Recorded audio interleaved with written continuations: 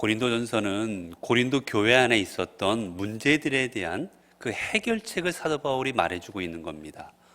교회 안에 고린도 교회 안에 가지고 있던 여러 문제에 대해서 사도 바울이 답변하고 있는 거예요. 너희는 이렇게 하면 안 된다. 너희는 이렇게 해야 된다라고 서신서를 통해서 그들에게 교훈과 그 다음에 그들이 가야 될 길을 제시하고 있는 겁니다. 우리가 읽은 앞부분도 결혼에 관한 문제였습니다. 결혼하는 문제, 이혼하는 문제, 재혼하는 문제, 이런 문제에 대해 사도 바울은 그리스도인들이 어떻게 감당해야 되는지를 이야기하고 있죠. 그리고 오늘 본문 속에서는 이제 사도 바울이 이제 무엇을 말하느냐? 이제 그리스도인들이 이 땅을 살아갈 때 이 땅의 삶 속에서 우리가 어떠한 삶의 자세를 가지고 살아가야 되겠는지에 대해서, 그런 전반적인 내용에 대해서 이야기해 주는 장면입니다. 오늘 본문 이렇게 시작하지요. 17절에 보면 오직 주께서 각 사람에게 나눠주신 대로 하나님이 각 사람을 부르신 그대로 행하라. 내가 모든 교회에서 이와 같이 명하노라. 먼저 사도 바울이 이야기하면 너희들은 어떻게 행하느냐. 여기서 행하다라는 말은요, 여러분 걸어가다라는 뜻이에요. 너희는 이러한 인생의 길을 걸어가라. 너희들은 이렇게 살아가라. 그런데 어떻게 살아가야 되냐면 너희들은 하나님께서 너희를 부르심 소명이 있다라는 거예요.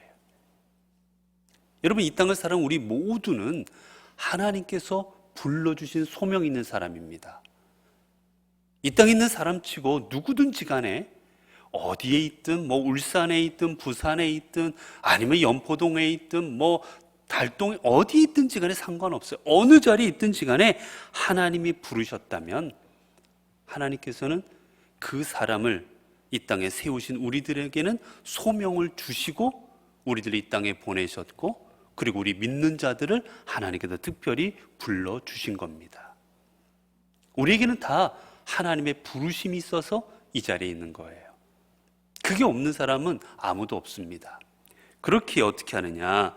너희는 각 사람에게 나눠주신 대로, 하나님은 여기 앉아있는 모든 분들에게 각자 분량대로 하나님께서는 다 소명을 주셨어요. 여러분 각자에게 하나님께서는 사명을 주시고 할 일을 주시고 해야 될 일들을 다 주셨습니다. 그 하나님께서 부르신 대로 행하라. 나눠주신 대로, 너희에게 나눠주신 대로, 그리고 너희를 부르신 그대로 행하라 라고 말씀해 주고 계십니다. 여러분, 하나님께서는 여기에 있는 우리 모두에게 하나님께서는 소명을 주시고 이 땅에 보내셨습니다. 그렇기에 오늘 우리들은 내가 있는 삶의 자리에서 하나님께서 나에게 오늘 내 자리에서 감당할 사명을 주시고 이곳으로 보내셨구나 생각하고 내게 주신 사명에 충실해야 되는 겁니다. 여기서 하나 더 생각해 보면, 여러분, 이 사명을 누가 주십니까? 누가 주셨다고 오늘 본문에 나와 있어요? 주께서 각 사람에게 주셨습니다.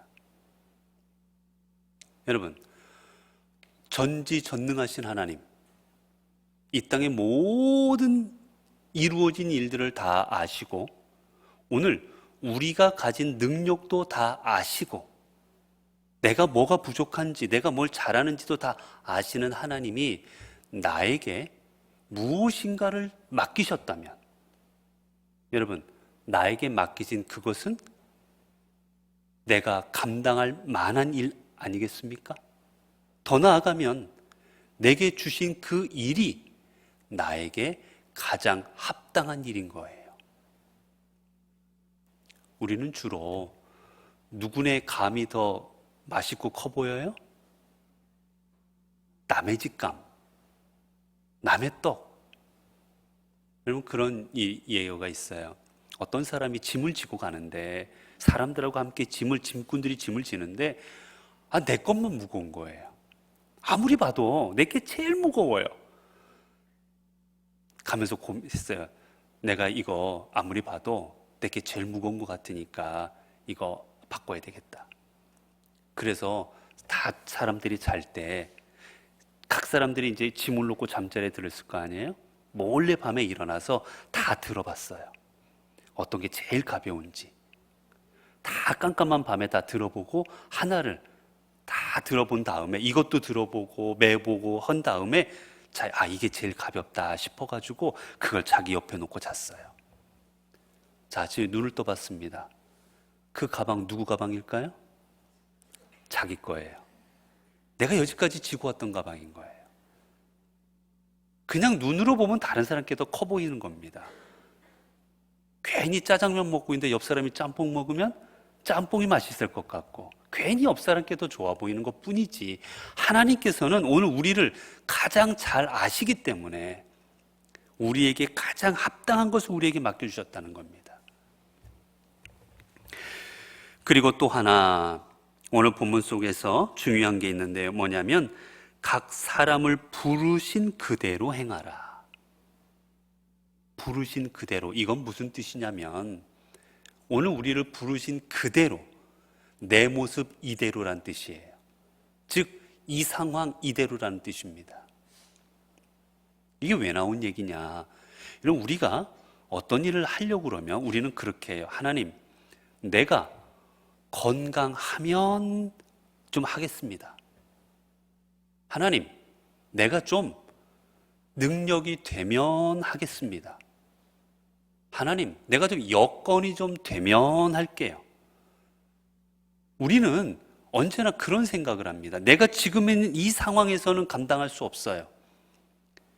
다른 상황이 되어야 됩니다. 내가 지금은 가난해요. 돈을 많이 벌어야 내가 하나님의 일을 감당할 수 있어요. 내가 지금은 몸이 별로 좋지 않아요. 내가 그래서 이 상황을 벗어나서 건강해야 할 수 있다고 생각해요. 내가 지금은 아는 게 없어요. 그러면 더 많이 알게 되어서 하나님의 일을 할 수 있다고 생각합니다. 그런데 앞서 말씀드렸던 것처럼 하나님은 내가 아픈 거, 내가 모자란 거, 내가 덜 배운 거, 내가 가진 게 없는 거 아시고도 지금 하라고 하셨어요. 그렇다면 내가 지금 이것을 할 수 있기에 주신 겁니다. 그런데 우리는 늘 상황이 바뀌면이라고 생각합니다. 뭔가 지금 상황이 벗어나야 된다고 생각해요. 더 좋아져야만, 뭔가 변화가 이루어져야만 할 수 있다고 생각합니다.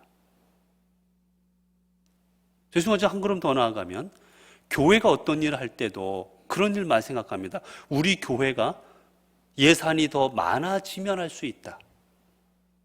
우리 교회가 성도들이 더 많아지면 할 수 있다. 우리 교회가 빚 다 갚으면 할 수 있다. 우리는 그런 생각합니다. 그러나 하나님께서 오늘 우리에게 사명을 주셨다면 그것은 오늘 우리가 예산이 이만큼 있어도, 우리의 인원이 이만큼일지라도, 우리의 빚이 이만큼 있을지라도 이 상황 안에서 감당할 수 있기에 우리에게 일을 주시는 거예요. 이 상황 속에서 할 수 있는 만큼 하라는 겁니다. 다 더 많아지면 하겠습니다. 우리 교회 예산이 이 정도 되면 할게요. 우리 교회 봉사하는 사람들이 이만큼 되면 할 수 있습니다. 우리 선교회가, 우리 구역이 이만큼 돼야만 할 수 있습니다. 아니라는 겁니다. 오늘 주신 이 상황 속에서 해야 된다는 거예요. 그게 바로 하나님께서 우리에게 오늘 말씀하시는 말씀입니다. 그러면서 이야기합니다. 마지막에 내가 모든 교회에서 이와 같이 명하노라. 오늘 이 말은, 내가 지금 너희에게 하는 이 말은 고린도 교회 너희만을 위해서 하는 얘기가 아니라 온 모든 교회에 하나님께서 주시는 말씀, 내가 온 교회 하나님의 이름으로 너희에게 주는 교훈이라는 겁니다. 예외가 없다라는 거예요. 자, 이제 그 뒤로 계속해서 어떤 이야기인지, 왜 이런 이야기를 하고 있는지 나오고 있습니다. 18절에 보면 할례자로서 부르심을 받은 자가 있느냐? 무할례자가 되지 말며 무할례자로서 부르심을 받은 자가 있느냐? 할례를 받지 말라. 이제 고린도 교회의 구체적인 일들을 지적해 나갑니다. 초대교회에 가장 그들에게 있었던 이슈, 그들에게 있었던 가장 큰 논쟁거리가 뭐였냐면 할례 문제였어요. 이 기독교가 어디로부터 처음에 시작이 됩니까? 유대인 사회에서 시작돼요. 예수님이 유대인이잖아요. 예수님을 따라다녔던 제자들도 유대인입니다. 유대교를 믿는 그 믿음의 사람들로부터 이 기독교가 시작이 되었어요. 그렇다 보니 예수님도 할례를 받았고 제자들도 할례를 받았고 예수님을 따르던 사람들은 다 할례 받은 사람들이었습니다. 그렇다 보니 초대교회에도 초대교회 대다수 많은 사람들은 유대인들이었어요. 유대인들은 생각합니다. 하나님의 백성은 할례를 받아야 된다. 그러므로 지금 그리스도를 믿는 모든 사람들, 유대인들은 어차피 받았으니 상관없지만 할례를 받지 아니한 이방인들이 그리스도를 믿고자 하면, 이방인들도 구원받고자 하면 그들도 할례를 꼭 받아야만 된다라고 이야기했습니다. 그러나 사도 바울은 이야기했지요. 아니다. 할례가 구원의 조건이 될 수 없다. 그러므로 할례를 받지 않아도 된다. 그래서 교회 안에는 어떤 사람들이 있었냐면 앞서 말씀드린 것처럼 교회 안에 새신자들이 옵니다. 새신자들이 오면 어떤 사람은 당신 할례 받았어요? 안 받았어요? 할례 받았으면 됐고 할례 안 받았습니까? 할례 받아야만 됩니다. 꼭 할례 받아야 우리 교회에 들어올 수 있다고. 그렇게 할례를 강요했습니다. 어떤 사람들은 아니 구원받는데 무슨 할례가 필요 있느냐? 할례를 받아야만 구원받는 게 아니라 예수 그리스도의 십자가의 보혈로 구원받는 거지. 무슨 할례가 필요 있느냐? 사도 바울이 우리에게 그렇게 가르쳐 주었다. 할례 받지 말아야 된다. 더 나아가면 할례를 안 받아야 된다라고 생각했습니다. 그렇다 보니 교회 안에 두 갈래가 있었던 거예요. 할례 안 받은 사람들을 받게 하려는 사람들이 있었고, 또 반대로 할례 받은 사람들 중에도 아이고야 이거 할례 받는 거 아무 소용도 없고 의미도 없는데 내가 할례를 왜 받았나? 할례가 의미가 없구나. 도리어 할례 받은 거를 물려버리려는 사람들도 있었습니다. 그러자 사도 바울이 말하는 거예요. 아니다. 너희의 상황이 이렇게 변화가 되어서만 하나님의 일을 감당할 수 있는 거 아니다. 할례 받았으면 받은 그대로, 할례를 받지 않았으면 안 받은 그대로 하나님께서 너희를 부르셨기 때문에 그 모습 그대로 나아가면 된다. 할례 받고 안 받고가 하나님께서 너희들을 부르시고 너희를 사용하시고 구원하시는 필수 조건이 아니다. 너희의 그 모습 그대로 주께 나아가라 말하고 있는 겁니다. 자, 19절입니다. 할례를 받는 것도 아무것도 아니요 할례 받지 아니하는 것도 아무것도 아니로되. 그렇지요? 할례를 받든 할례를 받지 않든 아무 상관없다. 오직 하나님의 계명을 지킬 따름이니라. 할례 받는 게 중요하지 않다. 할례 안 받고 받고가 상관없고 오직 하나님의 말씀을 따르는 게 제일 중요한 거다라고 말합니다. 근데 여기서 하나 의문되는 게 있죠. 여러분, 하나님께서 창세기라도 쭉 보면 이번 하나님께서 할례 받는 것을 이스라엘 백성에게 어떻게 하셨습니까? 명령하셨어요. 너희들은 할례 받아라. 여러분, 그건 하나님의 명령 아닙니까? 하나님의 말씀 아니에요? 그것도 하나님, 할례 받으라는 것도 하나님의 말씀이잖아요. 그러면 하나님의 계명을 지킬 따름이니라 그러면 할례 받으라는 얘기 아니겠습니까? 여기서는 그런 의미가 아닙니다. 여기서 말하는 것은 할례의 원 의미를 말하는 거예요. 여러분, 할례를 받았다고 해서 하나님의 백성이 되고 안 받았다고 백성이 안 되는 게 아니라 할례는 하나님의 백성이라는 표식일 뿐인 겁니다. 나는 하나님의 백성입니다.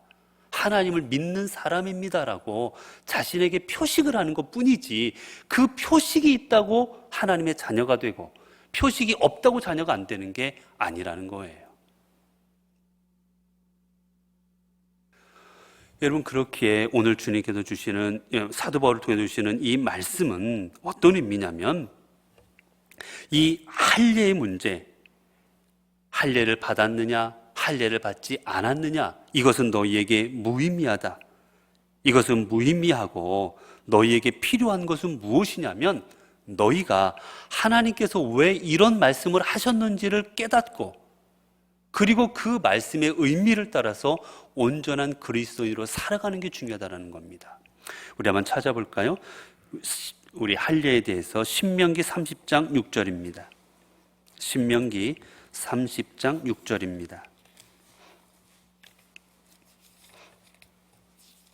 신명기 30장 6절.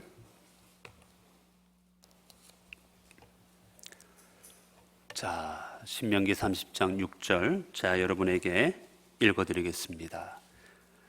내 하나님 여호와께서 내 마음과 내 자손의 마음의 할례를 베푸사 너로 마음을 다하며 뜻을 다하여 내 하나님 여호와를 사랑하게 하사 너로 생명을 얻게 하실 것이며.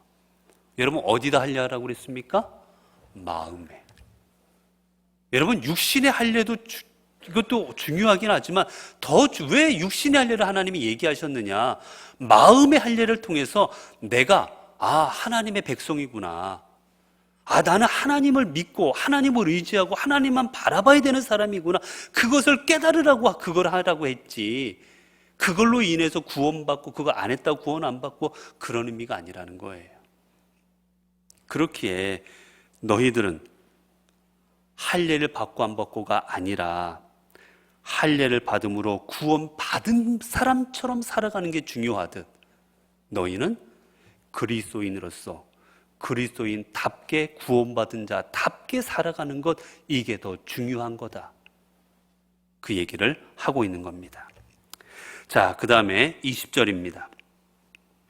각 사람은 부르심을 받은 그 부르심 그대로 지내라.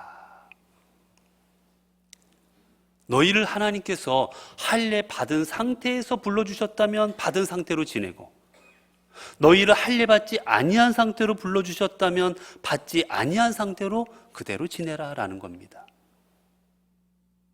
꼭 무언가를 해야만 된다고 생각하지 말라라는 거예요. 근데 우리가 여기서 이 말을 잘못 이해하면, 오늘 제가 죄인입니다. 나쁜 일들을 저지르고 다녔어요. 그러면 부르심을 받은 그 부르심 그대로 지내라. 이 부르심 그대로는 부르심의 그 상황을 말하는 겁니다. 그러니 너희는 죄인된 그 상황 그대로 지내라? 너희들은 범죄한 그대로 그 상황 그대로 지내라? 여러분, 그런 얘기는 아닙니다. 내가 잘못했고 엉뚱한 짓을 하고 그런 상태로 지내라는 말씀이 아니라, 이 말씀은 여러분 이런 의미예요. 여러분, 우리가 하나님 앞에 순종하는 삶을 살아가야 됩니다. 하나님의 뭐에 순종해야 됩니까? 하나님의 말씀, 하나님의 뜻에 순종해야 돼요. 그런데 또 하나 더 나아가면 우리가 순종해야 될 게 있습니다. 뭐냐면 내게 주신 상황에도 순종해야 됩니다. 때로는 여러분, 우리는 건강해야만 하나님의 뜻이라고 생각합니다. 건강해야만 하나님께서 내게 주신 영광이라고 생각하고 은혜라고 생각합니다. 죄송하지만 잘못된 생각입니다. 사도 바울도 아팠어요. 고통당했습니다. 파산과 그의 인생은 수없는 고난의 삶이었어요. 그의 삶이 사람들 앞에 영광받을 때는 거의 없었습니다. 그러나 사도 바울은, 하나님, 내가 왜 사람들 앞에 이렇게 머신여김 당해야 됩니까? 하나님, 내가 왜 이렇게 맨날 배고파야 됩니까? 내가 왜 손가락질 당해야 됩니까? 내가 왜 죽음의 위협을 당해야 됩니까? 나도 어디 가면 좀 인정받고 어디 가면 대접받고 좀 하게 해주세요. 그렇게 기도한 적이 없습니다. 이 상황 이대로 하나님께서 내게 주신 상황이 감옥의 상황이라면, 하나님이 주셨다면 그 감옥의 상황에서 내가 뭘 해야 되는지를 찾았고, 내가 사람들 앞에 맺맞는 삶의 현장에 하나님이 보내셨다면 내가 사람들 앞에 매맞는 삶의 현장에서 무엇인가를 이루시려는 하나님의 뜻을 찾았고, 그 상황을 벗어나기보다는 그 상황 속에서 하나님이 왜 나를 이 상황을 주셨는지를 기억하며 그 상황 속에서 자신의 사명을 감당해 나갔던 겁니다. 오늘 우리도 그렇지요. 오늘 우리도 여러분, 하나님께서 여러분들을 울산의 이곳에 보내셨습니다. 서울도 있어요. 부산도 있습니다. 광주도 있습니다. 수많은 도시가 있지만 하나님께서 그 도시 중에서 울산에 보내셨습니다. 그곳에는 하나님의 뜻이 있고 하나님의 계획하심이 있는 거예요. 하나님, 저는 아무리 봐도 저는 서울 스타일 아니겠습니까? 저 서울로 가야 좀 하나님 일할 수 있지 않겠습니까? 하나님, 저는 부산 스타일이지 않습니까? 나는 부산에 가야 좀 내가 뭐 좀 하고 하지. 내가 여기서 어떻게 하겠습니까? 그게 아닌 거예요. 이 자리에 보내셨다면 이 자리에서 감당할 하나님의 뜻이 있는 겁니다. 그 부르심에 맞추어서 부르심에 순종하며 나아갈 줄도 알아야 돼요. 우리는 언제나 하나님 앞에 그렇게 기도합니다. 더 큰 거, 더 좋은 거, 더 합당한 것만 달라고. 그러나 이 자리도 하나님께서 주신 줄로 믿고, 하나님, 내가 무엇을 해야 되겠습니까? 내가 어떤 일을 감당해야 되겠습니까? 내가 지금 바라보지 못하는 내 주변에 어떤 이웃들이 있습니까? 우리는 그것을 찾아야 되는 거예요. 자, 그 다음에 21절입니다. 내가 종으로 있을 때 부르심을 받았느냐? 염려하지 말라. 그러나 내가 자유롭게 될 수 있거든 그것을 이용하라. 여러분, 만약에 초대교회 안에는 여러분 노예인 사람들이 교회 안에 많이 들어왔어요. 왜냐? 하나님 안에서 다 평등하다고 그랬거든요. 그러다 보니 이 노예 출신들이 교회 안에 많이 들어왔습니다. 그럼 노예 출신들 그러죠. 하나님, 내가 주님을 믿으려면 내가 자유인이 돼서 좀 자유로워야 마음껏 예배도 드리고 마음껏 교회도 하고 봉사도 하고 하지, 내가 노예인이 주인 눈치 보느라고 못 섬기겠습니다. 내가 좀 이 종애로부터 벗어나서 자유인 돼서 하나님을 섬길 수 있도록 해주지 않겠냐고. 여러분, 그런 게 아니라는 거예요. 하나님이 종일 때 부르셨다면 종일 때 감당해야 될 하나님의 사명이 있다라는 겁니다. 그렇기에 나는 꼭 이 종의 신분에 벗어나서 자유인이 되어야만 된다라고, 그때 비로소 하나님을 잘 섬길 수 있다는 그런 생각을 갖지 말라는 거예요. 그러나 그 뒤도 있어요. 그러나 내가 자유롭게 될 수 있거든 그것을 이용하라. 그러나 무조건 그렇다고 종으로만 지내라는 게 아니라 기회가 있어서 내가 자유인이 될 수 있거든 난 그때 자유인 되라. 그러나 지금은 자유인 되면 믿겠다고, 자유인 되면 섬기겠다는 그런 생각하지 말고 지금 이 자리에서 하나님을 어떻게 섬길지를 생각하라는 겁니다. 앞서 말씀드린 것처럼, 그러니까 여러분, 우리가 늘 그런 말 많이 하지 않아요? 제가 젊었을 때는, 제가 은퇴하지 않았을 때는, 제가 옛날에는. 여러분, 그거 다 하나님 앞에서 믿음의 소리 아닙니다. 하나님께서 여러분이 필요 없으셨다면 죄송하죠, 여러분 다 불러가셨어요. 하나님은 불필요한 사람 두지 않으십니다. 하나님께서는 지푸라기 잡을 힘만 있어도 그 사명을 감당하라고 여러분을 이 땅에 두신 겁니다. 그렇기에 내가 은퇴를 했든, 내가 아니면 지금 건강이 얼마 되지 않든, 내가 어떤 상황이든지 간에 지금도 하나님이 나를 살려주셨다면 이 상황 속에서 하나님의 뜻이 있는 거예요. 그것을 이루려고 살아가야 됩니다. 오늘 사도 바울은 그것을 우리에게 강조하고 있는 거예요. 자, 22절입니다. 주 안에서 부르심을 받은 자는 종이라도 주께 속한 자유인이요 또 그와 같이 자유인으로 있을 때 부르심을 받은 자는 그리스도의 종이니라. 여러분, 우리 모두는 다 누구라고 그랬습니까? 우리 모두는 그리스도의 종인 겁니다. 우리는 하나님을 믿는 순간 하나님의 백성인 동시에 하나님의 종입니다. 우리가 하나님의 종이라 생각하면 여러분 우리가 감당치 못할 일이 무엇이겠습니까? 종은 주인이 시키는 대로 다 감당합니다. 왜요? 나머지는 주인이 책임지기 때문입니다. 주인이 시켜서 하는 일이라면 주인이 뒷감당을 다 감당합니다. 나는 시키는 대로 하면 되는 거예요. 오늘 우리가 그리스도의 종이라면 우리는 내게 주신 사명이 무엇이든지 간에 나는 주님께서 시키신 대로 주께서 이끄시는 대로 나아가겠습니다라고 생각하고 내게 맡겨진 일을 감당해 나아갈 때 모든 것은 하나님이 다 책임져 주십니다. 이 말씀의 또 하나 중요한 의미는 여러분 우리는 그리스도의 종이기에 누구의 종이 아닙니까? 사람의 종이 아닌 겁니다. 내가 비록 누구에게 매여 있을지라도 내가 누구에게 내가 팔려갔을지라도 내가 누구 밑에서 어떤 일을 감당할지라도 우리는 그리스도의 종이기에 사람의 종은 아니라는 거예요. 내가 육적으로는 그 사람을 섬길 수 있지만 우리는 궁극적으로 우리가 섬기는 분은 하나님이신 겁니다. 하나님 안에서 그렇게 사람도 섬기는 거예요. 우리의 섬김의 대상은 사람이 아니라 그리스도입니다. 그렇게 우리는 사람에 의해서 흔들리면 안 되는 거지요. 자, 그 다음에 24절입니다. 형제들아, 너희는 각각 부르심을 받은 그대로 하나님과 함께 거하라. 하나님께서는 너희 자리에서 하나님이 부르셨다.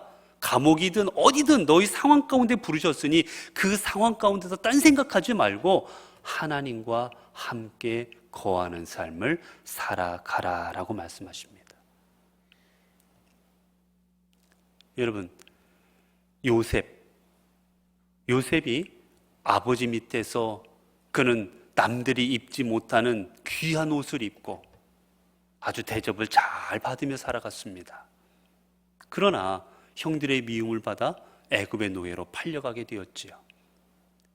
애굽의 노예로 팔려가게 된 그의 삶은 어떻게 보면 저 천국에서 지옥으로 향하는 것 같은 극과 극의 삶을 그는 경험하게 됩니다. 여러분, 그때 요셉이 어떻게 했습니까? 하나님, 왜 나 이곳에 보내십니까? 왜 내가 노예가 되어야 되고 왜 내가 감옥에 갇혀야 되고 내가 왜 이곳에서 이 고생해야 됩니까?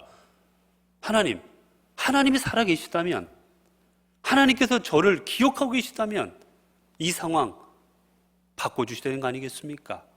하나님을 원망하거나 하나님 앞에 불평하지 않습니다. 그가 어떤 상황이든지 간에 그가 생각하고 추구한 삶은 뭐였습니까?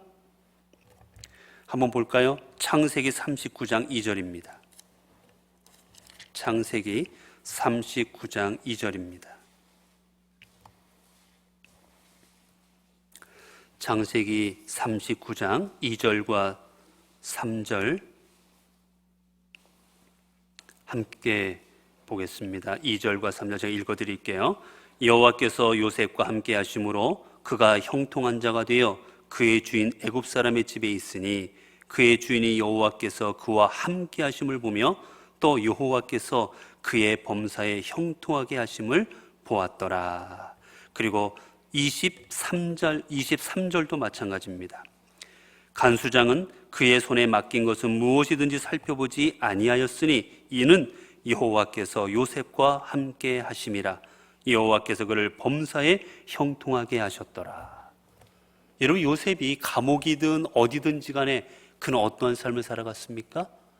여호와 하나님과 함께하는 삶을 살아갔습니다. 여러분, 이거예요. 우리의 삶의 자리가 병상이든 우리의 삶의 자리가 아니면 저 실패의 자리든 우리의 삶의 자리가 고난의 자리든 어떠한 자리든지 간에 우리가 추구해야 되는 삶은 하나님과 함께 거하는 삶입니다.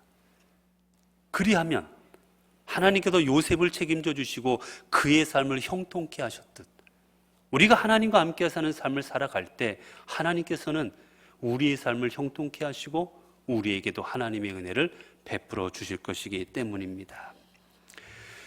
여러분, 우리가 하나님이 함께 하실 때 우리는 어떤 고백을 하게 됩니까? 하박국 선지자가 이렇게 고백하죠.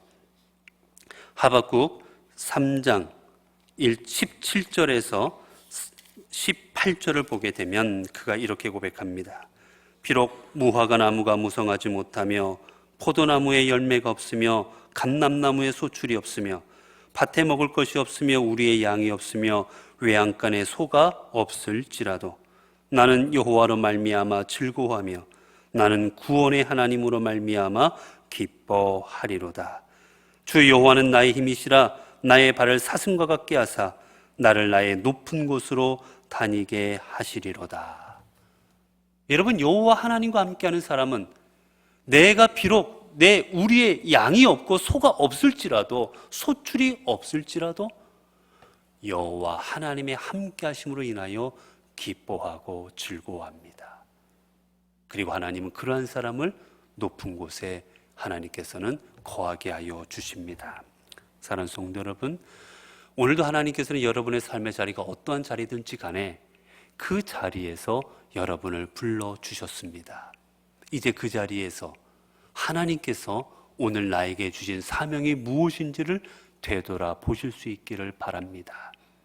그리고 내 삶의 자리에서 하나님께서 이 일을 위하여 나를 이곳으로 부르셨구나 깨달으시고 하나님과 함께하며 하나님께서 인도하시는 그 길을 걸어감으로 말미암아 온전히 하나님을 섬기는 자가 되심으로 말미암아 하나님께 주는 형통함과 은혜를 누리는 삶이 되시기를 간절히 바랍니다. 기도하겠습니다. 은혜로우신 하나님, 우리 하나님께서는 각자 저희들 우리의 삶의 자리가 다 다를지라도 그 다른 삶의 자리에서 저희들을 하나님의 자녀로 불러주셨습니다. 때로는 부족하고 때로는 저희들이 어리석고 건강하지 못하고 가진 게 없을지라도 하나님께서는 우리를 통하여 하나님의 계획하심과 뜻을 이루고자 우리를 부르신 줄로 믿습니다. 그런데 우리들은 하나님, 제가 건강해지면 하겠습니다. 제가 좀 돈이 많아지면 하겠습니다. 제가 좀 상황이 나아지면 하겠습니다. 늘 언제나 상황이 바뀌기만 원하고 있습니다. 이 자리에서 부르셨다면 지금 이 순간 내게 주신 사명이 하나님의 사명인 줄로 알고 이 상황 속에서 내가 무엇을 이루어 가야 될까? 무엇을 내게 맡기셨을까?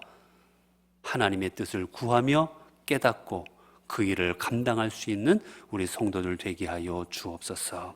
그리하여서 어떠한 삶의 자리든지 이 자리에서 주님과 동행함으로 하나님이 주시는 은혜, 하나님 주는 형통함을 누리는 귀한 주의 성도들 되도록 이끌어 주옵소서. 우리 주 예수 그리스도의 이름으로 기도드리옵나이다. 아멘.